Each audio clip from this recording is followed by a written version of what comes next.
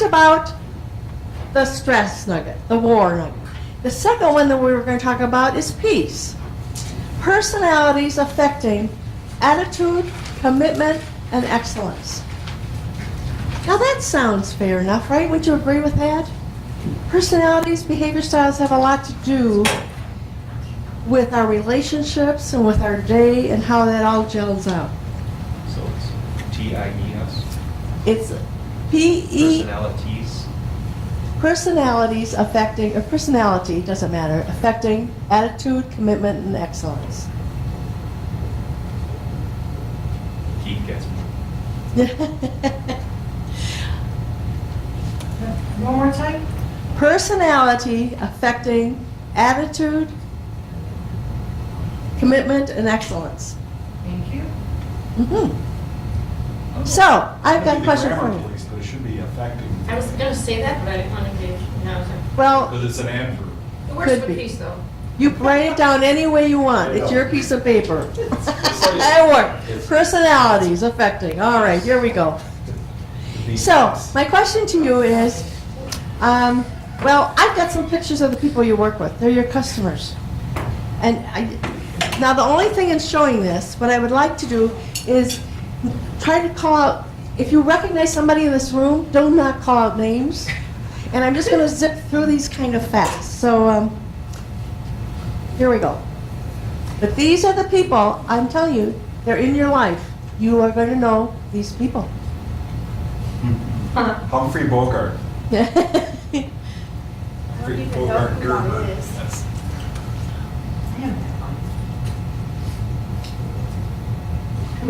Are we recognizing him?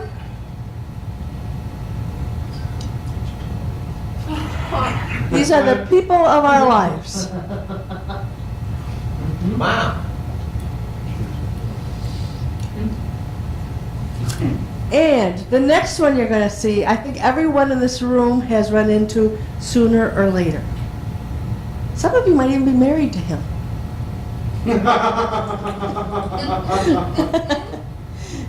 And then we end up feeling like this, right? So, you know, it's just the whole personality thing that we have to deal with. How many of you have ever had any kind of personality assessment or behavior styles? Okay. Oh, awesome. Awesome. Okay. The one I was distributor for many years is the DISC.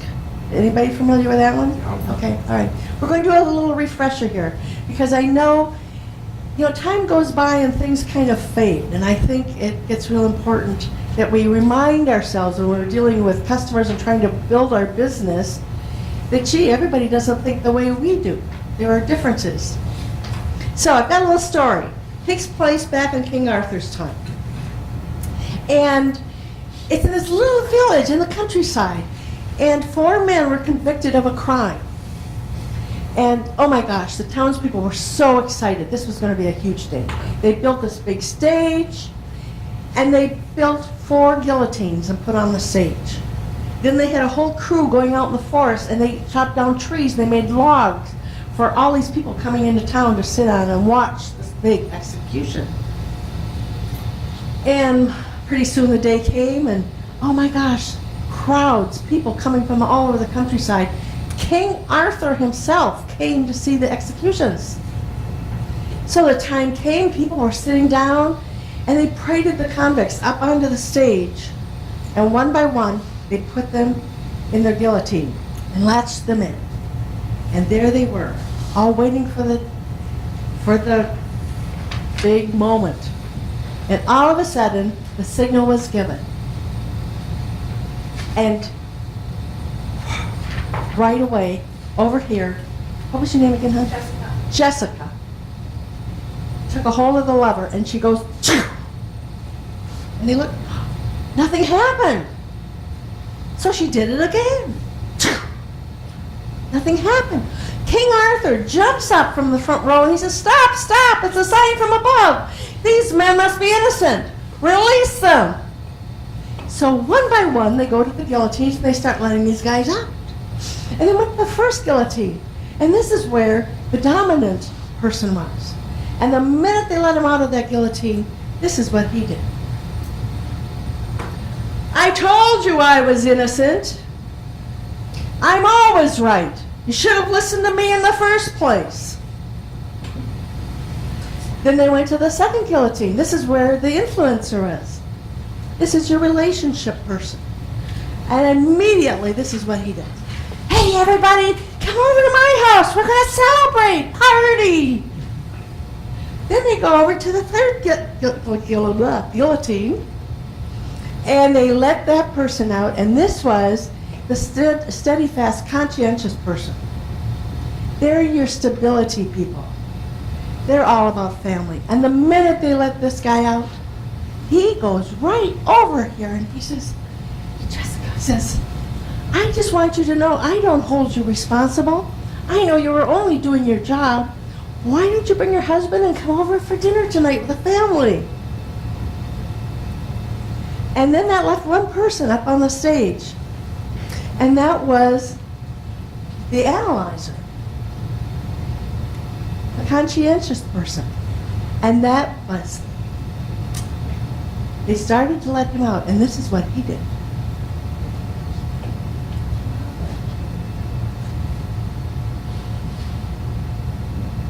Hold it! I think I see the problem. Don't we know these people? We are all blends of those people. And when we're working with our customers, oh my gosh, we can see their trends. And we can see what it is about them, how we need to adapt. And I know many of you said you've had some of this before, so you're not new to this. But remember that even with your family and with your kids, and I don't know about you, but it really opened my eyes with our family members. You know, we think everything about business, business, business, and customers, but even in your personal relationships, have you not found that that's been of help to you? And the one thing that we also find is that we've all heard of the golden rule, right? Let's say the golden rule. Do unto others as people want. That's a golden rule. Do unto others. Who makes Right. the gold? Yeah, that's what I Whoever has the thought it gold was. makes the rules. Yeah. That's a good one. That's what it's moving to. Well, there's a new one called the platinum rule. Anybody heard of that one? Yeah. Yes, the platinum makes the rules. Do unto others as they want to be done unto. What a concept. And doesn't it make sense? Depending upon which personality you're working with. You know, it's just who we are. Now, the one thing that we know that everybody is triggered by is by when you can show them appreciation, regardless of who they are. We could go much deeper into this, but we're winding down a little bit in time, so I'm going to move on. But what I would like you to do is think about how many times in your day you see somebody working hard. Maybe it's your customer, maybe it's the guy at the car wash, maybe it's the clerk at the store, maybe it's your mom when you stop to visit her. Who knows? One of your kids. And you think, boy, they're really working hard, but we don't say anything to them about it. There's something about our culture, and I think people in business are so much better at it than maybe the status quo, but we still forget, don't we? So we're going to just a quick little exercise. I'm going to hand these out, and what I would like you to do is just take one of these, take one and just keep it on your finger for a minute. And you know, we're really all, think of everybody you know as being like little puppies. They all need praise. And that is something we do not give enough. Not a scratch behind the ears. Not a scratch behind the That's what my dog would say. ear. Yeah, there you go. I would say this might be the safer alternative. Yeah, right. So what I want you to do, we're going to stand up again. And we are going to practice saying these words and looking the person next to you in the eye. So start at one end of your table and kind of go so everybody can What if you have an odd have a chair. Just, what I want you to do is put those on their lapel or on their shoulder, look them in the eye and say the words. Let's practice first. We just practice. 1, 2, 3. What does it say on those stickers? Did anyone tell you Today, you're terrific. Okay, let's do it. Turn to the person next to you and pass that on. Put it on his shoulders. Look them in the eye. Take turns back and forth. Did anyone tell you today you're terrific? All right. Did anyone tell you today? One in the corner. Did anyone tell you today you're terrific? Yes, oh my God. I knew it was you. Anyone tell you today, you're terrific. Thank you. You. I feel so awesome. Just to get to the point that I actually did. That's how it is. Okay, so You just have to. Kids, did you see the one about the goldfish this morning? No. And then yeah, the goldfish, remember, it comes home and pushes his side of Jimmy's there. These are cool. I love these little. Oh, really? True story? Oh my goodness. Okay, let's get back to here. Everybody that comes to see pets. Love me. Just in case nobody told you. Yeah, then it kind of flips over, doesn't it? Okay, so we talked about war, we talked about peace, and now we're going to talk about, all right, surpassing expectations. Oh, listen to the groans. It still applies. Surpassing expectations. I think so. They do that. This is a lot about kindness and humor and, you know, just in a nutshell. I was in the grocery store one day, and I was going down the aisle, and behind me, I heard a little boy's voice say, "Thank you," and I heard a little girl say, "You're welcome." Yeah, that's what I did. It's like, dropped dead in my tracks. What's going on here? And I turned around, and they were just grade school kids. Later found out they apparently had a pat on the back initiative at their school, learning the courtesies of saying thank you and you're welcome. And you know what? It really hit me. We all are really pretty good at saying thank you. But how often do you follow it up with a you're welcome? These fine-tuned little things that we can do that set us apart from the other guys. The you're welcomes. And did you know when you're on the phone, people can hear your smile? So, you know, when that, in fact, years ago, I made up a whole supply of these, and I do have a couple left. It says, "Smile, your paycheck is calling." And I used to tell people, set this right by your desk phone. Because they can hear your smile, not, "Oh, God, another customer," you know. So just all those little things, setting you apart. And I remember one time we went to the Marquette, we have season tickets to the Marquette Eagles, and we went to a Cincinnati game. And it was just so exciting because I got to sing the opening national anthem. And when I went home the next day, I was telling my neighbors and my friends that, and they said, "Oh my gosh, how'd you get to do that?" And I said, "Well, it really wasn't hard. You see, there were the 3 professional singers down on the floor. And then a loud voice came over the loudspeaker and said, 'Would you all please join in?'" And I did. But you know, I looked around me. They were eating popcorn. They were talking. A few maybe were quiet and respectful, but not singing. I thought, oh my gosh, this arena is filled with kids. This arena was filled with adults. But where were the leaders? And I think when you are establishing a business, you take a leadership position in your industry. And what simple ways we can take lead and set an example for others and lead others. Because how quickly people forget, especially in things like this. And what that says about you is you are just, it shows your integrity. And that might just be, in the end, what draws someone to doing business with you rather than somebody else. It's all those things. It's all those puzzles that fit, you know, pieces that fit into the puzzle. Okay, and then the glue, of course, that holds it all together is humor. And I do whole sessions on humor because I think it's very important, and business thinks it's important because it is what will grow their profits. So that's a good thing. That will increase your productivity. But what I'd like to do, I've got to read this little thing that I brought that I found years ago that I thought was just so cool. Such a great perception for a business place to take. And we talk about why do we need humor? Why do we need to tweak our brain, for the positivity? Why do we need to tweak our brain at all? One of the reasons in your business you want to tweak your brain is to attract more business. Humor can be a business magnet. If they know that you can make 1 second in their life a little bit better, you again are going to be ahead of the other guy. Okay, A.C. Carlson, furniture store in New Hope, Minnesota. Anybody ever hear of it? What? A.C. Carlson Furniture Store. I think I got this like 18 years ago when I first started in business, and I just thought it was great, so I kept it.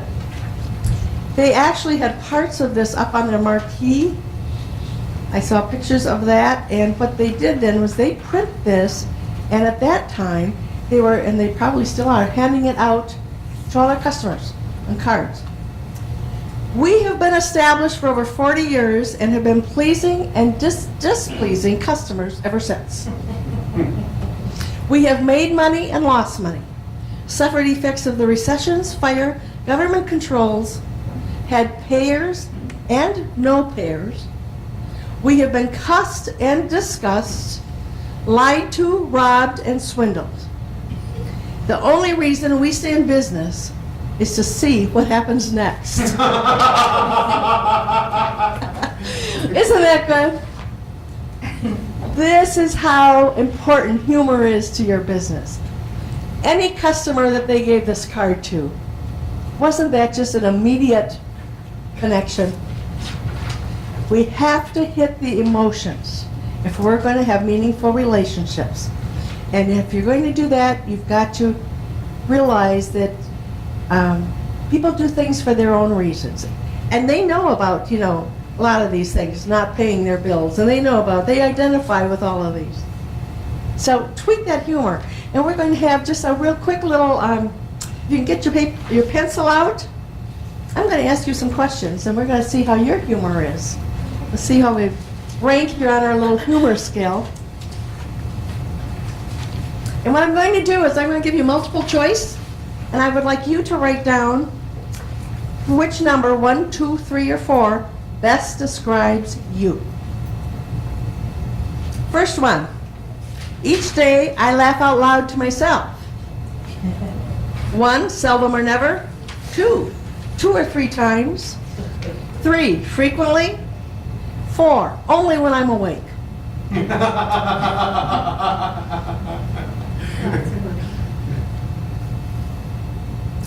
When by others who are laughing and joking, I, number 1, don't waste time on such foolishness. 2, quietly hope they are not laughing at me. 3, occasionally join in if it's safe. Or 4, am usually the one telling the joke. Number 3, when by myself something strikes me funny, I, number 1, get a grip on myself and forget it. Number 2, snicker mildly. Number 3, laugh out loud, thankful no one heard. Or number 4, dream of appearing in a comedy club.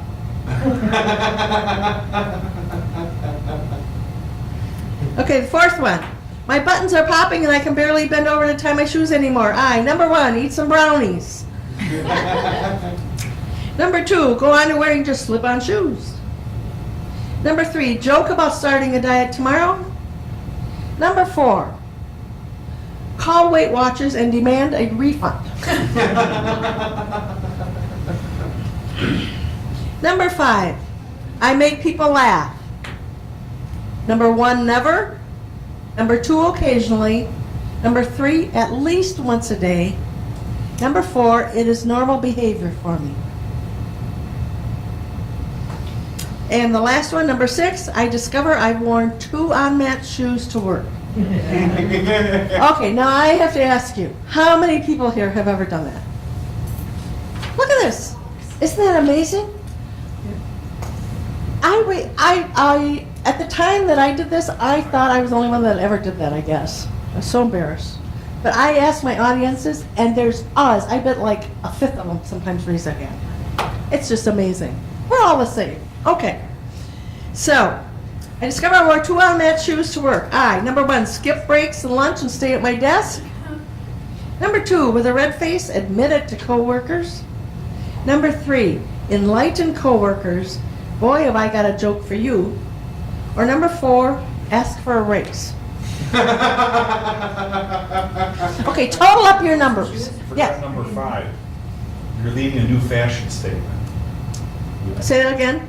You're leading a new fashion You're statement. leading a new fashion. Oh, that would be a good one. Okay. We've actually got a whole, no. The mismatched socks are big now. Okay, yeah, they are big, aren't they? Yes. You can buy them that way, right? Like they sell them. Yes, yes. Even mismatched shoes, why not? Right. And no socks are big. No stocking, I know, whatever. Yeah, you're right, that'd be a good, we could do a whole sheet on those. Okay, so total up your totals, you got them?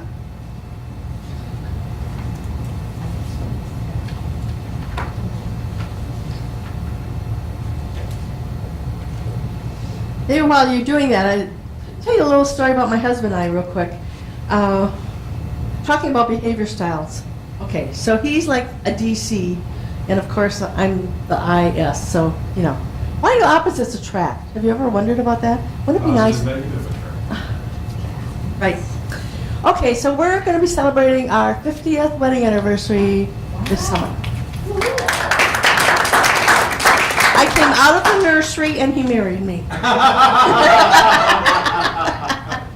He saw me dressed in that little white thing and whatever. Okay.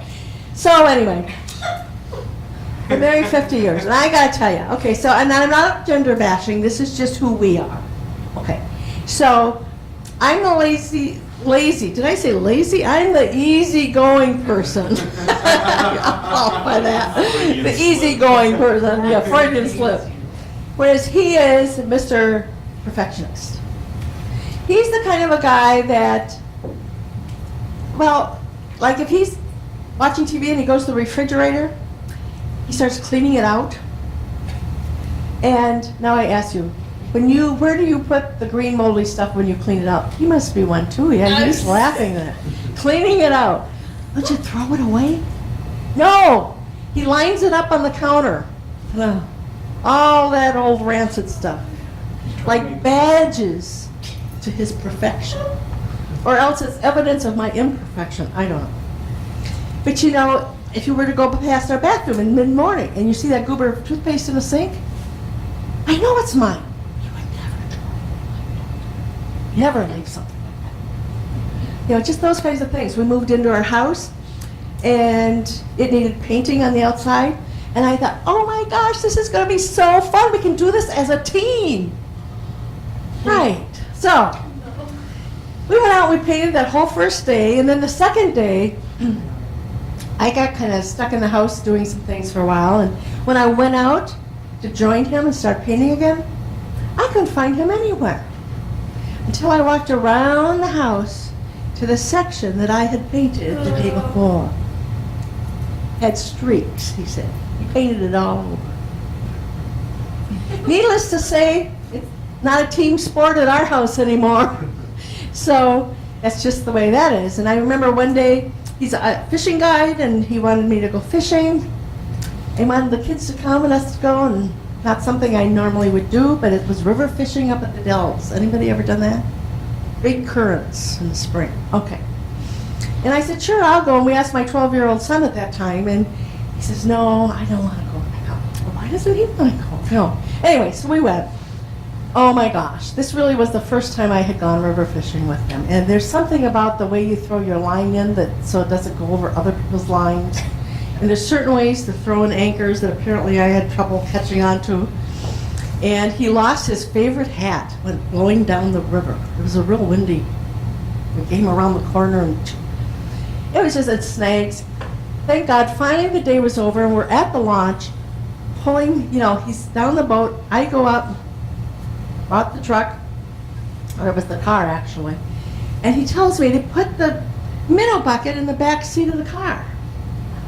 He didn't tell me to empty the water out, part of the water out. And he did not say on the floor of the back seat of the car. I picked it up and put it in the back seat. So, as we went up that launch, which was on a hill, that went over and my back seat became a swimming pool for minnows. Now, it's an hour and a half drive coming home. It was a very quiet ride. And the funny thing was, as soon as we got in the driveway and in the garage, we're getting out, and my son comes out, and he took one look at my husband, and I heard my son say, "I told you so." And I thought, why is it? And, okay, checkbooks, if there's mistakes, they're always my mistakes too. You know, it's just the way I am. I'm the I person. I am not detailed. Don't not give me details. So that's kind of been how our life has been. And then one Saturday morning, a couple years ago, it was one Saturday afternoon, late afternoon, I came home from a job, and he had already gotten home from fishing. And we have a wide driveway, but he parked right in the middle. And with his truck and his boat. And that was okay. I just parked behind him, and I told him I was there. He said, that's okay. He's going to pull his boat around the back of the house. So I went in the house, I started making dinner. And I remember that night, it was in June. You all know the green grass, how after it's been mowed in the neighborhoods, smelled so nice. All our windows were open. Oh, it was so peaceful. Everybody was in having dinner. It was just quiet and nice. And I was stirring rhubarb in one of those big pots. It was bubbling away. And I was just stirring. And all of a sudden I heard what I can only describe as steel upon scraping, squealing steel. I just kept stirring. I knew what had happened. And all of a sudden the silence was pierced by what I can only describe as a moose in labor wailing my name. So I put the spoon down. I thought, I've got to go out and see this. And I walk out onto the deck, and I look out onto the driveway. Oh my gosh, there it was. It was a blessed sight. There was his fishing truck, there was his trailer, and there was his boat. Now this is where it gets a little fuzzy. His boat motor was up into the windshield of my new car. And as I looked back, I just felt this warm glow all over my.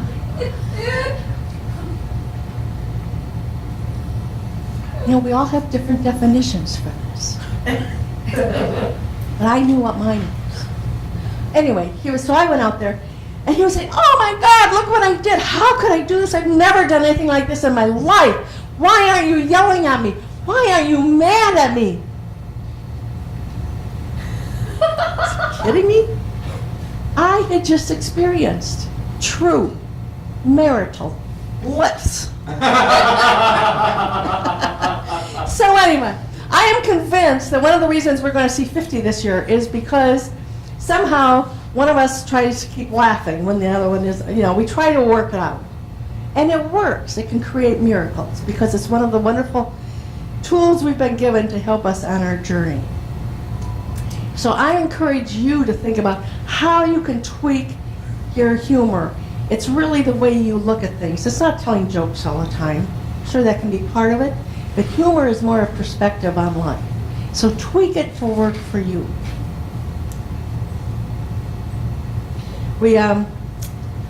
Okay, let's go through these numbers. Remember I said save your numbers? What you rated on your little funny bone inventory?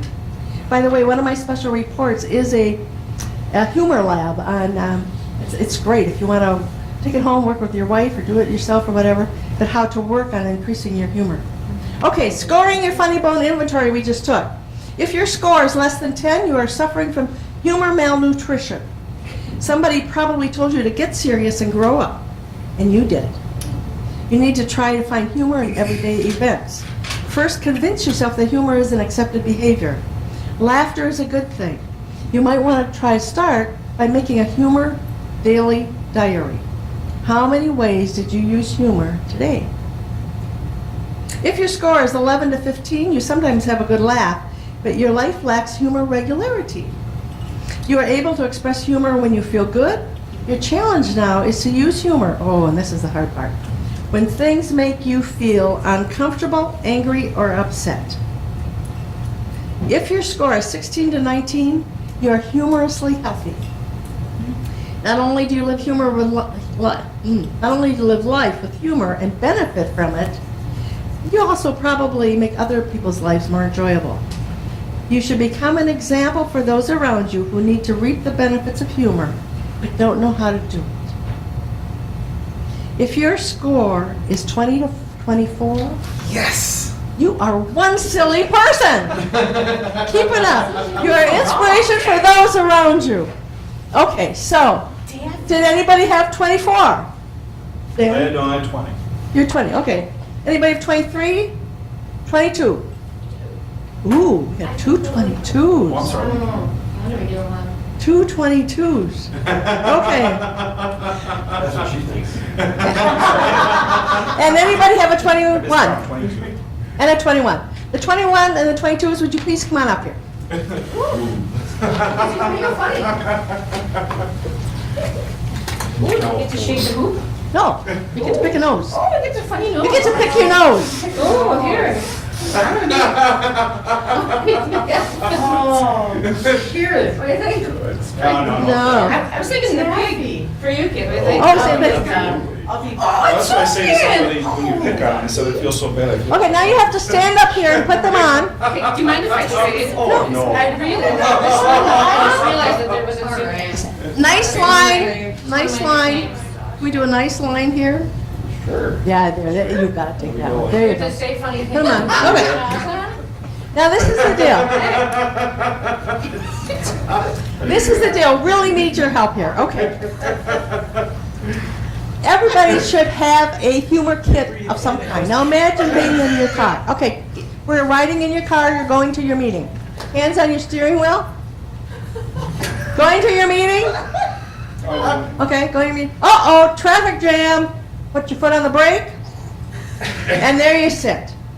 And then you look around and everybody is so frustrated in the cars around you. So you get out your nose and you put on your nose and you're going to look at the guy in the car next to you and you're going to wave. Wave. And then you're going to look over here and look at these guys and wave. What I'd like you to do is just stand there with your foot on the brake and you're going to wave this way and then you're going to wave that way. And while you're doing that, remember the song I was singing when we came in? Okay, I need you all to really help me. Everybody can sing that? Zippity-doo-dah, zippity-yay. My, oh my, what a wonderful day. Plenty of sunshine on my way. Zippity-doo-dah, zippity-yay. Give them a hand. Thank you. You may be seated. Thank you. You may keep the noses. Enjoy them. So many good noses. breathe in and it just goes. I'm not a big fan of having rubbery things against my skin. You really it's moving? For any reason. No, I don't. Okay. Let's take a selfie and send it to them. The orange and yellow looks so. There's, we got a selfie going on over here. That's perfect. She's like perfect. Very yellow. Toucan horse.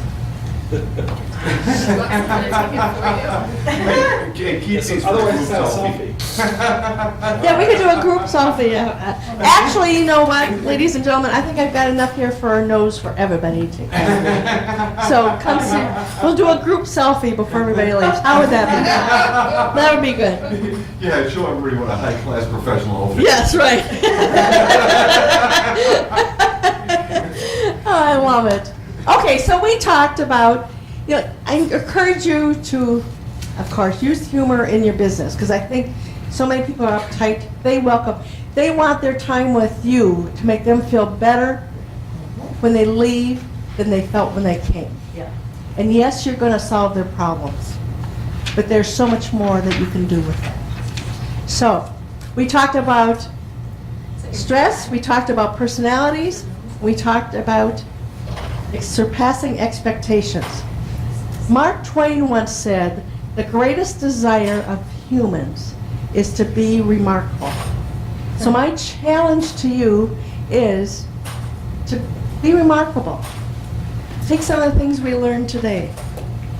I've got tools you can use. My books, in fact, I was going to hand these out real quick here. Okay. Who came the furthest today?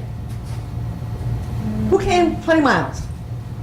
Maybe you could go Claudia. Yeah, I think. Claudia. Claudia? I came from Racine. Ron. Okay. That was And- Needham. Oak Creek. Well, you're all good. That's just it right there. Okay. Racine's got Claudia, it. which would you like? Which would you like? Take a pick. My How to Grow Your Funny Bone Special Report Lab, my book, or The Magic Key to Building Your Business?